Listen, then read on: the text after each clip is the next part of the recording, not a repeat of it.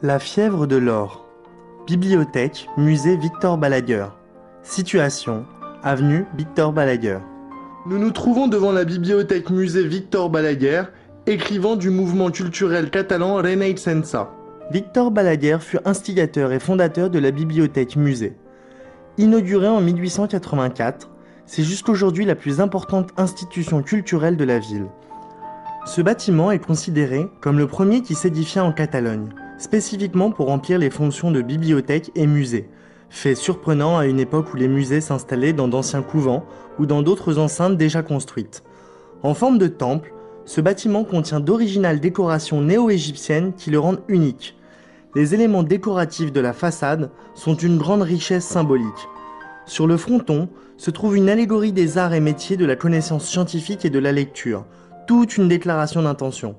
Victor Balaguer, qui était franc-maçon, voulut que la phrase « Sourgé et Amboula », en français « Lève-toi et marche », préside la porte d'entrée. Elle symbolise le passage de l'obscurité à la lumière, assimilé au savoir par l'esprit franc-maçon du dépassement de soi. Afin de satisfaire la volonté de Balaguer, les entrecolonnes du portique sont présidées par deux statues. Elles représentent les fils les plus illustres de la ville.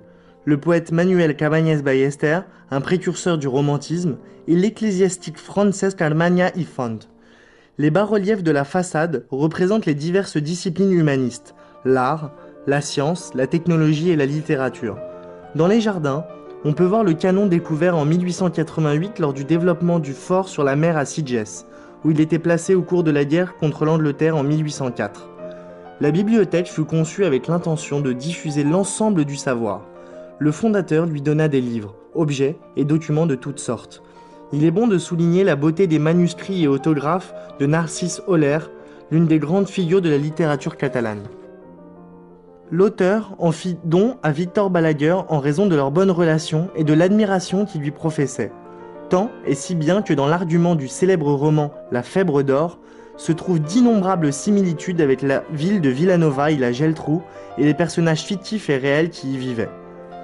La bibliothèque compte actuellement quelques 40 000 livres et de près de 2000 titres de publications périodiques publiés entre le XVIIIe et le XXe siècle. C'est l'une des collections bibliographiques les plus riches de la Catalogne. On y trouve aussi des cartes, des photographies et d'autres documents singuliers comme des procès-verbaux du jugement du légendaire bandit Joan de Sarayanga. Le musée est une référence culturelle incontournable du style des années 1800. Ses collections permanentes et sessions temporaires sont devenues un échantillon privilégié de peintures et de sculptures de différentes époques et styles.